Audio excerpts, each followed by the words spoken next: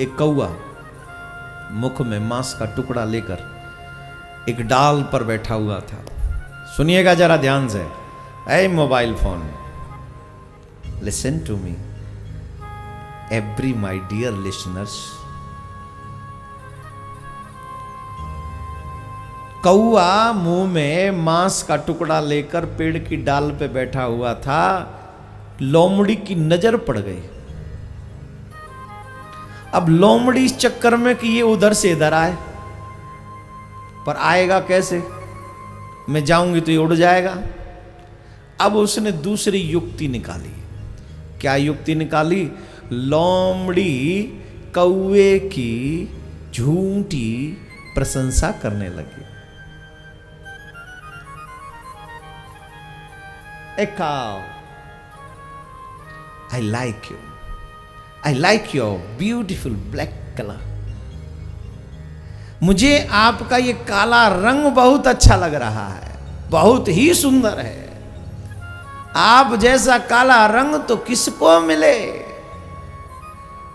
ऊपर से आपकी ये मधुर आवाज, आहा, जब आप बोलते हो तो मन करता है बस सुनती जाऊं, सुनती जाऊं। आप बोलना बंद न करें। आपकी आवाज की ये मिठास, मधुरता। कौआ फूल के गुप्पा हो गया।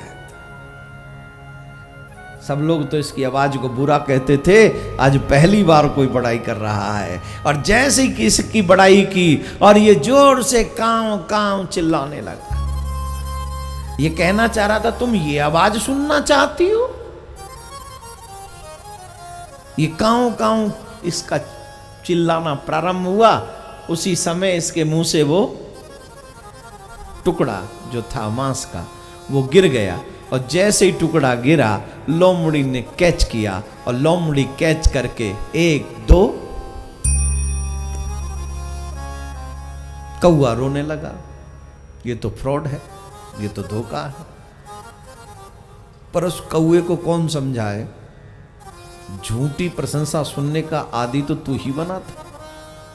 इसमें कसूर किसका है? जबरदस्ती अगर तुम्हारे मुंह पे, जबकि तुम जानते हो कि यह प्रशंसा तुम में है ही नहीं है गुण, हो भी तो भी मत सुनो। कौए को पता नहीं था तेरा कलर, तेरी वॉइस तू नहीं जानता है। इसके बावजूद भी सुना तो वो उसका हक छिन गया। तो आप सबसे मेरा निवेदन है, अपने कानों को संभालिए, इन्हें सुंदर भगवान की कथा सुनाइए। लेकिन जब भगवान कृपा करते हैं तभी सत्संग मिलता है। जैसा कि आपको कोई जीवन में ऐसा आता है जो हमें बदल देता है। अजामिल एक बार बदला, अच्छे से बुरा बना। आज फिर एक अवसर है। भगवान जिसके ऊपर कृपा करते हैं उसके जीवन में संतों का प्रवेश होता है। कहते हैं ना, बसंत आती है तो फसल लहराती है, और जब संत आते हैं तो आने वाली नस्ल लहराती है। वो प्रसन्न हो जाते हैं।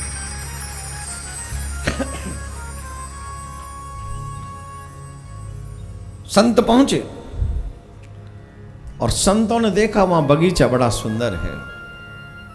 उस बगीचे को देखकर संतों ने कहा यहां थोड़ी देर रुकना चाहिए। रुकने का मन बनाया तो उस स्त्री ने आवाज लगाई, भो भो साधु क्षणम तिष्ठ, संत ठहरिए, यहां इस बगीचे में अंदर मत जाइए, ये बगीचा मेरा है। वो उतर के आई ऊपर से नीचे, कहने लगी ये बगीचा मेरा है। संत बोले हम तुम्हारा ही होगा, पर हम यहाँ ज्यादा देर रुकने वाले नहीं हैं, थोड़ी देर दोपहर भर विश्राम करेंगे और फिर अपने यहाँ चले जाएंगे।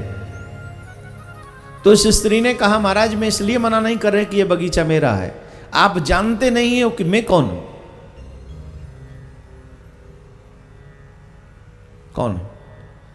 वो लोग मुझे गणिका कहते हैं, वैश्या कहते हैं, दुष्ट कहते हैं। लोग मुझे अच्छा नहीं समझते। मुझे इस बात की तकलीफ नहीं है कि लोग मुझे क्या कहते हैं, पर अगर आप यहां पर रुके तो लोग आपको बुरा कहेंगे जो कि मेरे को अच्छा नहीं लगे, मेरी वजह से आपको कहेंगे। इसलिए निवेदन कर रही हूं, कृपा करके आप पधारो, कहीं और जाके रुको।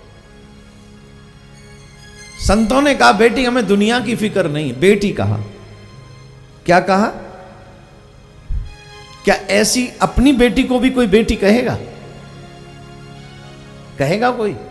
कोई नहीं कहेगा। ये संतों का ही बड़कपन है, ये संतों की ही प्रभुता है, ये संतों की ही विशेषता है कि ऐसी स्त्री को भी बेटी कहते हैं। एक संत के पास में कुछ बिगड़े हुए लोग आते थे, तो कुछ सुधरे हुए लोगों ने कहा, महाराज आप इनसे मत मिला करिए, ये लोग बड़े गंदे हैं, आप बदनाम हो जाएंगे। तो संत ने कहा, कल से तुम मत आना। तो क्या कह रहे हैं महाराज? संत ने कहा, सीधी सी बात है, मेरी जरूरत तुमको नहीं है क्योंकि तुम सुधरे हुए हो, मेरी जरूरत तो इनको है क्योंकि ये बिगड़े हुए हैं, इनको सुधारना ही मेरा काम है। अरे भाई, सुधरे हुए को क्या सुधारे? सुधरा हुआ तो अपना समय का सदुपयोग करता है यहां आकर, लेकिन जरूरत तो बिगड़े हुए लोगों को सानिध्य में लाने की है कि वो आए और वो सुधरे और प्रभु के गीत गाएं। जो मदिरालय जाते हैं वो मंदिर जाने लगे तो समझना सुधर गया। जो जुआलय में जाते हैं वो वहां छोड़कर अगर कथा पंडाल में आने लग जाए तो समझना सुधर गया। जो किसी को रोज गाली गलौज देकर बात करता था, वो व्यक्ति अगर राधे राधे करके बोलने लग जाए तो समझना सुधर गया। उनके लिए काम करना है, उनके लिए, वो भी तो अपने ही है। Am I right or wrong? जरूरत किसको ज्यादा?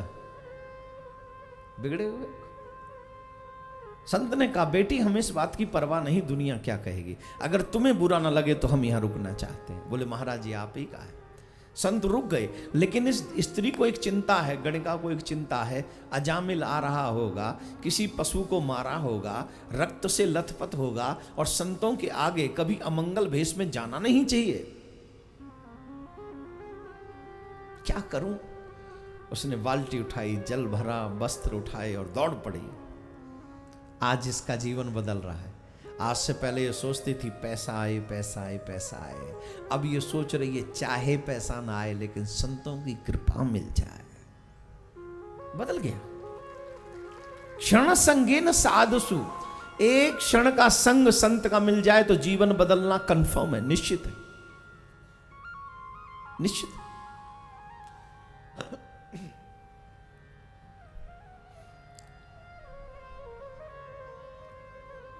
देखा सामने से अजामिल आ रहा है, मृग को मारा है, मृग चर्म कंधे पर पड़ी हुई है, रक्त से लथपथ हो रहा है।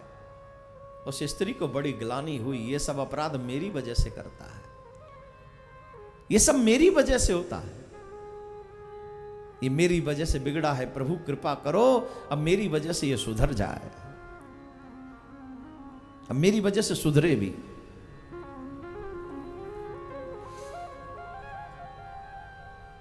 संत घर पे हैं, इसने अजामिल को स्नान कराया, मृग चर्म को फिकवा दिया कि फेंक दो अब इसे, इसकी जरूरत नहीं है। बोले क्यों नहीं है? तुझे पैसा नहीं चाहिए?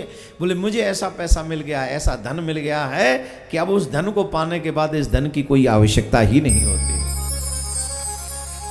मुझे ऐसा धन मिल गया।